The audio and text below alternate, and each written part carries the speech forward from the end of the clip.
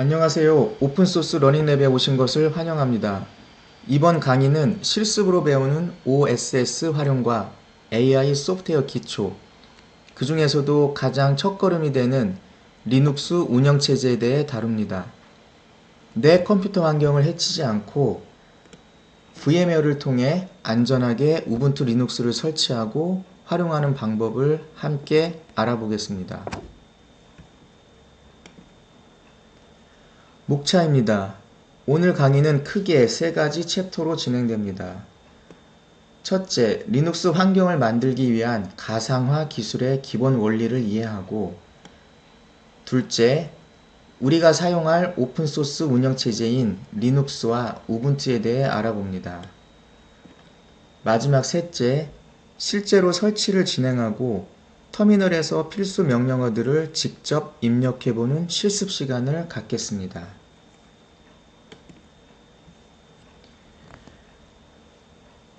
강의 목표입니다.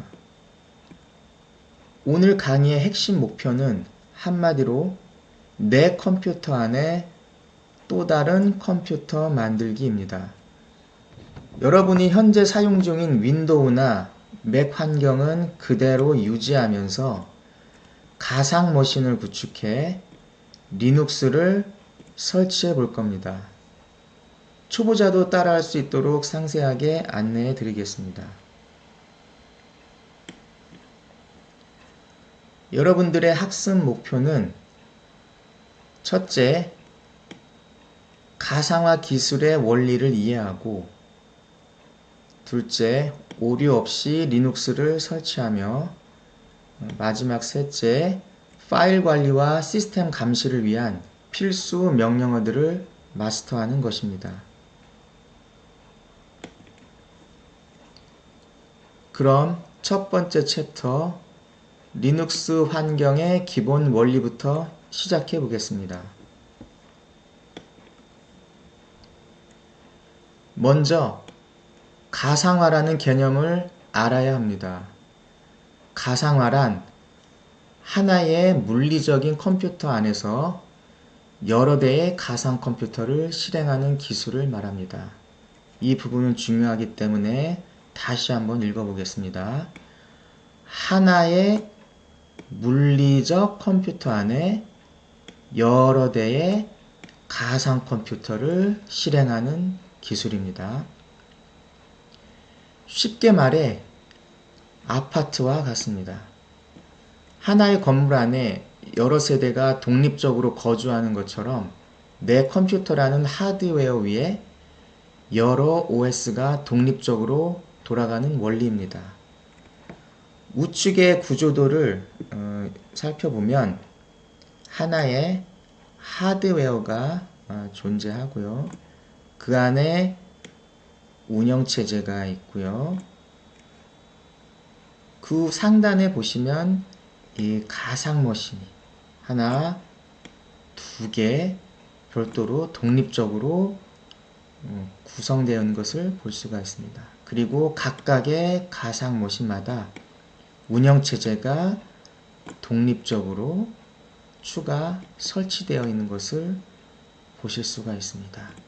즉, 조금 전에 정의에서 알아봤던 것처럼 하나의 물리적 컴퓨터 안에 여러 대의 가상 컴퓨터를 구축하고 실행한다는 것을 확인을 하실 수가 있습니다. 이때 두 가지 용어를 꼭 기억하셔야 됩니다. 앞 슬라이드에서도 여러분들이 보셨을 겁니다. 즉, 호스트 OS와 게스트 OS인데요. 여러분이 이미 쓰고 계신 윈도우즈나 맥은 집주인, 즉 호스트 OS가 됩니다. 이 호스트 OS는 주인 역할을 하고요. 가상 머신에게 자원을 제공을 합니다. 그리고 우리가 그 위에 설치할 리눅스는 손님, 바로 게스트 OS입니다. 게스트 OS는 호스트 OS로부터 메모리나 CPU 같은 자원을 빌려 쓰지만 서로 완벽하게 격리되어 작동을 합니다.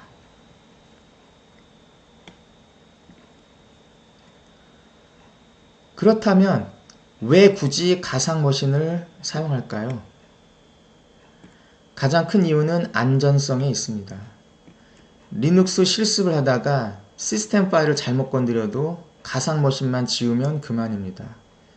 내 진짜 컴퓨터에는 아무런 영향이 없죠. 또한 문서 작업은 윈도우에서 하면서 개발은 리눅스에서 하는 등 효율적인 학습 환경을 구축할 수가 있습니다. 그리고 마지막으로 실무 환경 일치 차원에서 가상 머신을 사용할 필요가 있습니다. 즉, 대부분의 기업 서버는 가상 머신 위에서 운영됩니다. VM 학습은 실무 인프라 환경과 가장 유사한 경험을 제공합니다.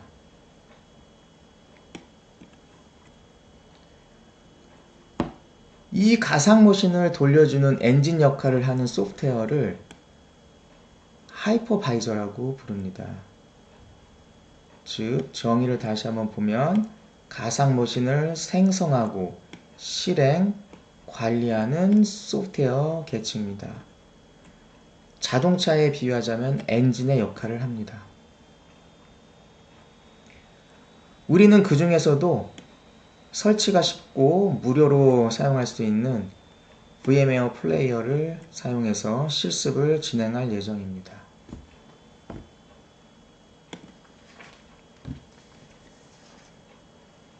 두 번째 챕터, 본격적으로 우리가 설치할 리눅스에 대해서 알아보겠습니다.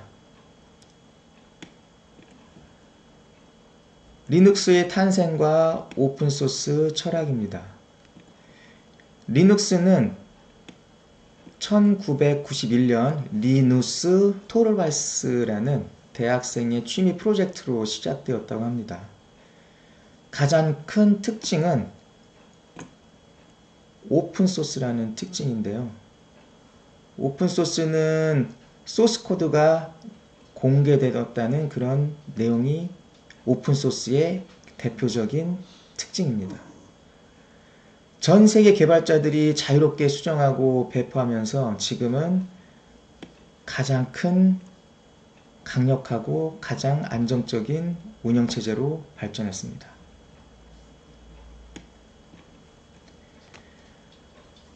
리눅스는 누구나 만들 수 있기 때문에 정말 다양한 종류가 존재하는데요.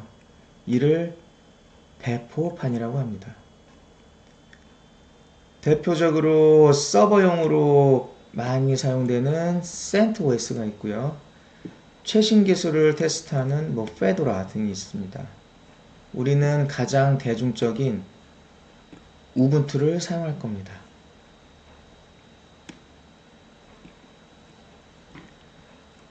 그렇다면 왜 우분투일까요? 사용법이 쉽고 커뮤니티가 커서 모르는 걸 물어보기 좋기 때문입니다. 특히 우리는 LTS 버전을 사용하는데요. 이는 LTS는 롱텀 서포트의 약자고요. 이는 5년 동안 장기 지원을 보장합니다. 그 중에서도 5년 동안 보안 업데이트를 지원하고요. 한 번 설치하면 대학생활 내내 안정적으로 쓸 수 있다는 장점이 있겠죠.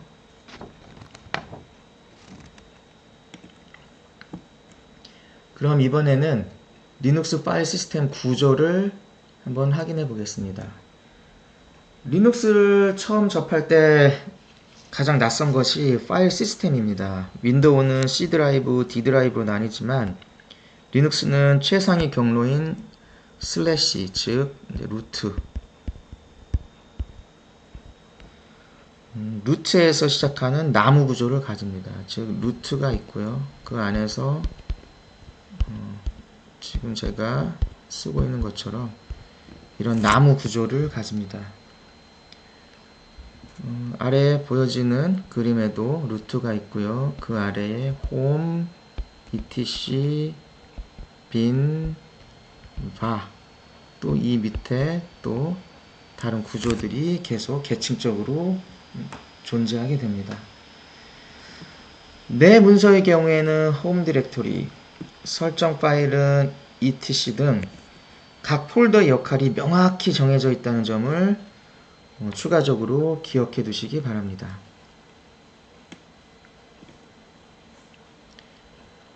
마지막 챕터입니다. 이제 앞에서 이론을 개요 아니면 개론 수준에서 마쳤고요. 이제 직접 설치하고 명령어를 입력해보는 실습 시간을 가져보도록 하겠습니다. VMware 및 우분투 설치 요약입니다. 설치 과정은 크게 3단계입니다. 첫째, 우분투 공식 홈페이지에서 ISO 파일을 다운로드 하고요. 둘째, VMware를 열어서 새 가상 머신을 만들고 ISO 파일을 연결합니다. 그리고 셋째, 안내에 따라 계정을 만들고 설치를 완료한 뒤 재부팅을 하면 끝입니다. 실제 설치되는 과정을 슬라이드를 통해서 설명드리기 전에 먼저 여러분들께 말씀드릴 것이 있는데 우분투 LTS 버전 ISO 파일은 제가 앞에 설명드렸듯이 공식 사이트에서 다운로드를 받아야 되는데 다운로드 받는 과정은 생략을 했고요. 실제 다운로드를 이미 받아서 여러분들의 컴퓨터에 이미 설치됐다고 가정을 하겠습니다.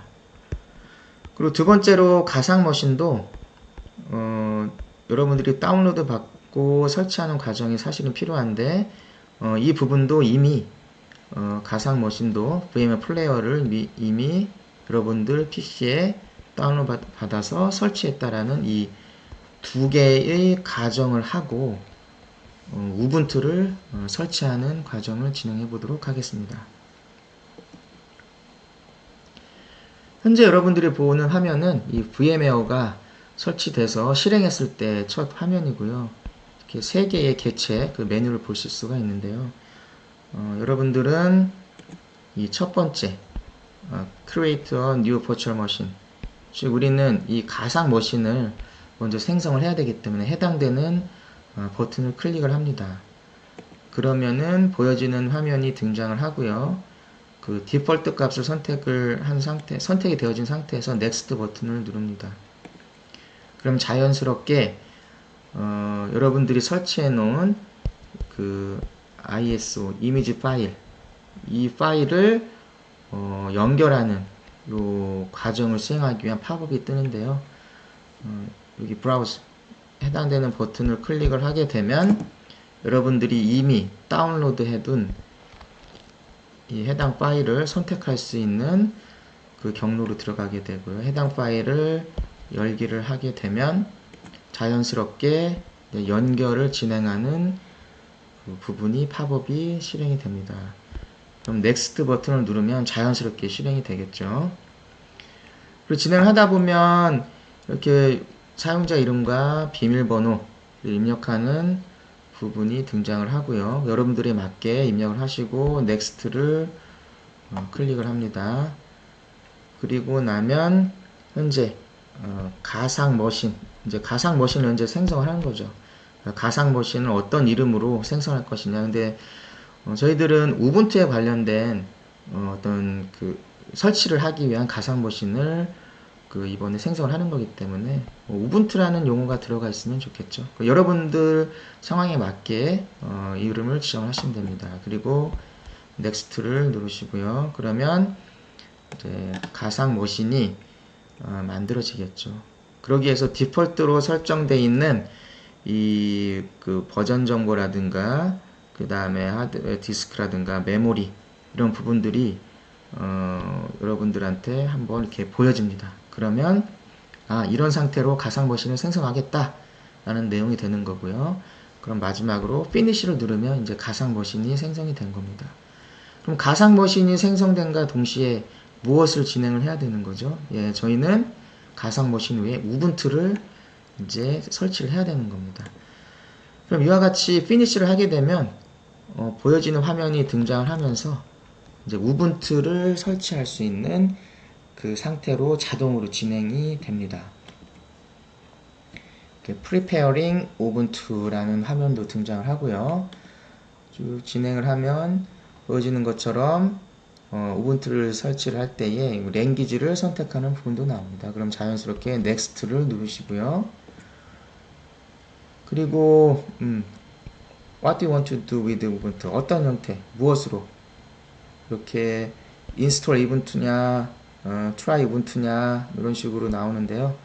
여러분들은 이 디폴트 값으로 설정되어 있는 인스톨 우분투를 그대로 두신 채로 넥스트 버튼을 누르면 또 다음 단계가 자연스럽게 진행이 됩니다. 그리고 디폴트 값으로 설정되어 있는 그 버튼을 그대로 놔두신 채로 넥스트 버튼을 누르시고요. 이게 동일합니다. 디폴트 셀렉션을 누르시고 넥스트를 누릅니다.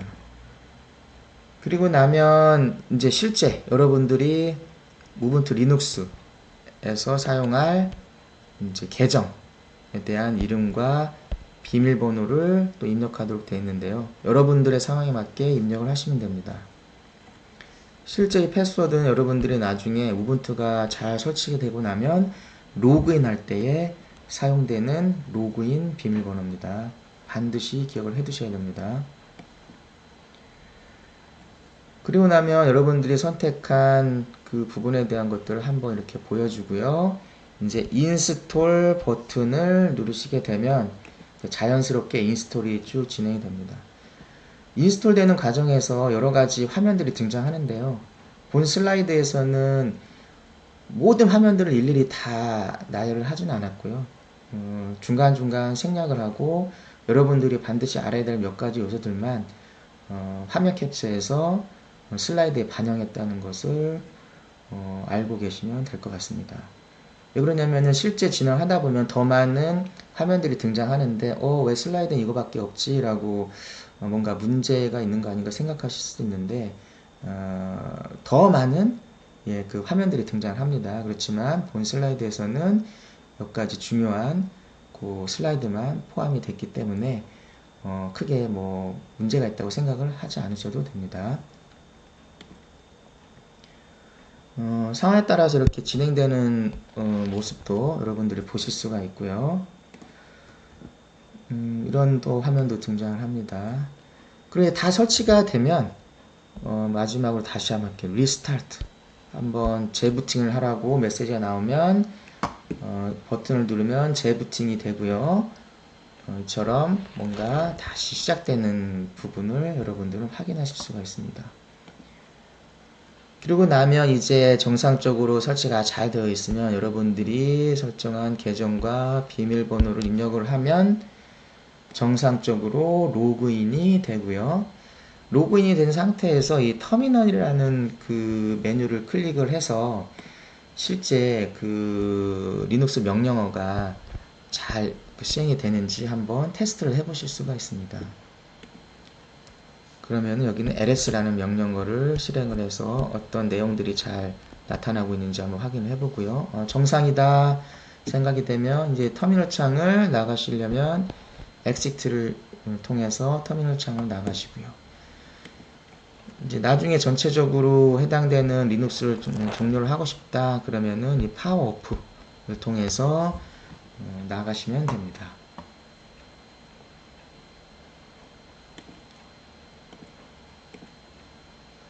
이렇게 해서 전체 설치되는 과정, 즉 VMware 위에 우분투 ISO 파일을 이용해서 자동 연결을 통해서 VM에도 새로 생성하고 생성된 VMware 위에 우분투를 설치하는 그 실습을 진행을 해봤습니다.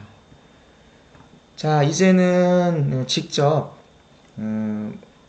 앞선 슬라이드에서도 잠깐 설명을 드렸듯이 실제 프롬프트 창을 열어서 터미널 창을 열어서 실제 명령어를 입력해보는 그 실습을 간단히 진행을 해보겠습니다. 먼저 기본 파일 폴더 관련된 명령입니다. pwd, ls, cd, mkdir 등이라는 명령어가 있고요. pwd는 프린트 워킹 디렉토리의 약자로 지금 어디야? 즉 현재 경로를 확인하는 명령이고요. ls는 리스트의 약자로 뭐가 있어? 즉 파일 목록을 확인하는 명령어고요. cd는 change 디렉토리의 약자로 이동해 즉 폴더를 이동하는 명령어입니다. mkdir dir은 make 디렉토리의 약자로 폴더를 만들어, 즉 새 폴더를 생성하는 명령어입니다. 아래는 실제 여러분들이 그 터미널 창을 열어서 실제 명령어를 입력해보는 실습 그 내용이고요. 한번 실질적으로 pw를 입력해보시고 mkdir my folder 라는 명령을 입력해보세요. 그리고 cd my folder라는 명령을 입력해서 여러분들이 만든 그 my folder로 그 경로를 이동해보는 그 실습도 해보시고요. 직접 여러분들이 하나하나 타이핑을 쳐보시면서 실습을 해보시기 바랍니다. 다음 기본 파일 폴더 명령어 두 번째입니다. touch, cp, mv, rm의 명령이 있는데요. 해당되는 이 touch 명령은 빈 파일을 만들어 그 내용 없는 파일을 생성하는 명령입니다. 지금 실습에 필요한 이 명령어들은 실제 어떤 파일을 다루는 그런 명령어들입니다. cp는 카피의 약자로 파일을 복사, 즉 복사해라는 명령이고요.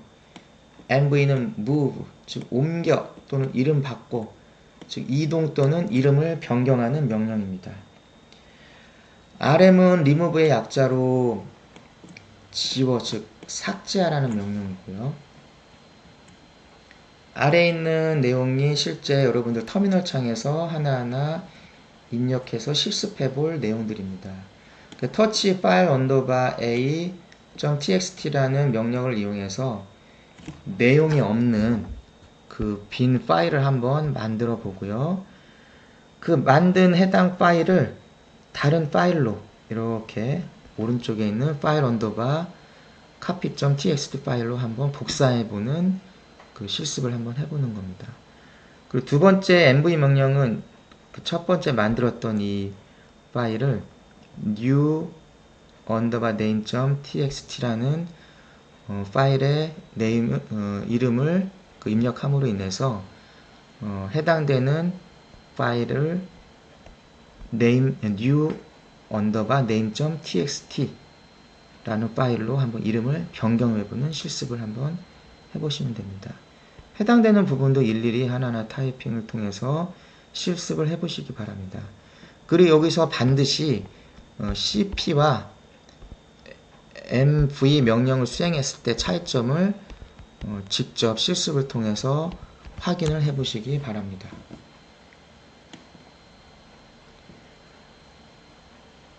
그리고 이번에는 이제 파일 권한에 대해서 알아볼 텐데요. 사실 파일 권한은 리눅스를 처음 접해보는 분들, 그 다음에 또 초보자분들, 이런 분들한테는 사실은 쉽지 않은 개념입니다. 사실 공부해야 될 부분도 많이 있는데, 지금 과정은 이제 초보, 기초, 개념, 입문 과정이기 때문에 몇 가지 그냥 개념만 알아두는 것으로 해당 강의를 진행하겠습니다. 즉, 파일 권한에는 세 가지 요소가 있는데요. 읽기, 쓰기, 실행의 세 가지 권한이 있습니다. 즉, 특정 파일이 있다라고 하면은 이 파일에는 과연 읽기 권한이 있는가, 쓰기 권한이 있는가, 아니면 실행 권한이 있는가, 어떤 권한이 부여가 되어 있다는 거죠.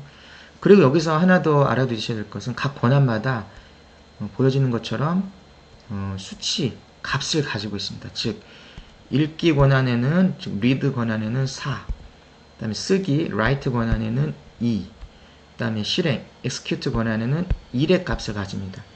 이 값에 따라서 권한이 부여가 되는 겁니다. 예를 들어서 여기 RWX라는 것은 읽기, 쓰기, 실행, 이 세 가지 권한을 다 갖고 있다는 거죠. 그러기 위해서는 이 4, 그 다음에 2, 1, 이 모든 값이 서메이션 된, 즉 7 값을 부여하게 되면 읽기, 쓰기, 실행 권한이 다 부여가 되는구나, 이렇게 이해를 하시면 됩니다.